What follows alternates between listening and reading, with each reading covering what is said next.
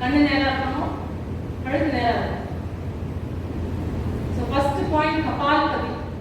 கபால்பதி அப்படிங்கிற பிராணாயாமம் பார்த்தீங்கன்னா ஒரு மூச்சு பயிற்சி. இது மெயின் இதனுடைய பெனிஃபிட்ஸ்னா கிளென்ஸ் யுவர் பிரெயின். பிரெயினை வந்து பயங்கரமா கிளியர் பண்ணுவோம். அவ்வளோ ஒரு பவர்ஃபுல்லான இந்த பிராணாயாமனாவே எல்லாருக்கும் தெரியும் பிராணம்.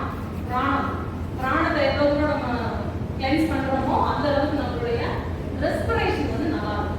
ஸோ இதோட எஃபெக்ட் பார்த்தீங்க அப்படின்னா பிரெயினையே கிளென்ஸ் பண்ணுமா, நம்மளுடைய பாடியில் இருக்கக்கூடிய எல்லா பிளட் சர்க்குலேஷன்ஸும் வந்து நார்மல் ஃப்ளோவில் போய் டிசீஸை ரெடியூஸ் பண்ணணும்னு ரிசல்ட்ஸ் வருது. அந்த அளவுக்கு ஒரு பவர்ஃபுல்லான இருக்கிறது கபால்பதி. கபால்பதியோட ப்ரொசீஜர் நான் பண்ணி காட்டுறேன். ஃபர்ஸ்ட் அதை வாட்ச் பண்ணுங்க. அதுக்கப்புறம் we will do it for 2 times.